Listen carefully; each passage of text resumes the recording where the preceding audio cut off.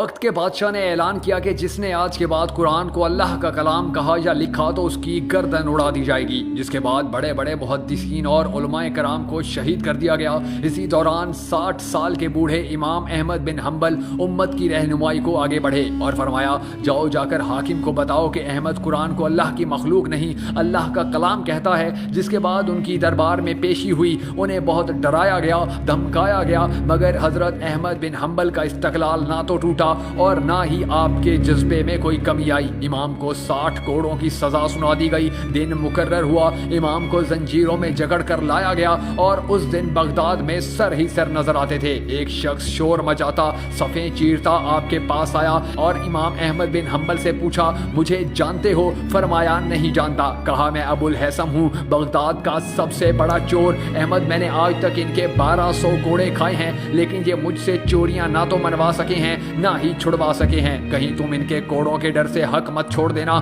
کیونکہ اگر میں نے چوریاں چھوڑ دی ہوتی تو میرے بچے بھوک سے مر جاتے، لیکن اگر تم نے حق چھپایا تو یاد رکھنا پوری امت برباد ہو جائے گی۔ یہ سننا تھا کہ امام غش کھا کر گر پڑے، ہوش آیا تو دربار میں تھے اور حبشی کوڑے برسا رہا تھا۔ اب تک آپ کو 30 کوڑے لگ چکے تھے۔ حکمران نے پوچھا، امام کہیے کیسے حالات ہیں؟ آپ نے فرمایا، میں مر تو سکتا ہوں لیکن محمد مصطفیٰ صلی اللہ علیہ وآلہ وسلم کے دین میں رتی برابر تبدیلی برداشت نہیں کر سکتا۔ جس کے بعد پھر سے کوڑے برسنا شروع ہو گئے۔ ایک وزیر کو ترس آیا، قریب آ کر کہا، ایک مرتبہ میرے کان میں چپکے سے کہہ دیجئے قرآن کلام نہیں مخلوق ہے، میں بادشاہ سے آپ کی سفارش کر دوں گا۔ امام نے فرمایا، تو میرے کان میں کہہ دے قرآن مخلوق نہیں اللہ کا کلام ہے تو قیامت میں رب سے میں تیری سفارش کروں گا۔ آپ نے کئی ماہ قید و بند اور کوڑوں کی سختیاں جھیلیں، آخر تنگ آ کر حکومت نے آپ کو رہا کر دیا۔ اس آزمائش کے بعد 21 سال تک آپ زندہ رہے اور خلق خدا کو فیض پہنچاتے رہے، کوڑوں کی تکلیف آخری عمر تک محسوس کرتے رہے،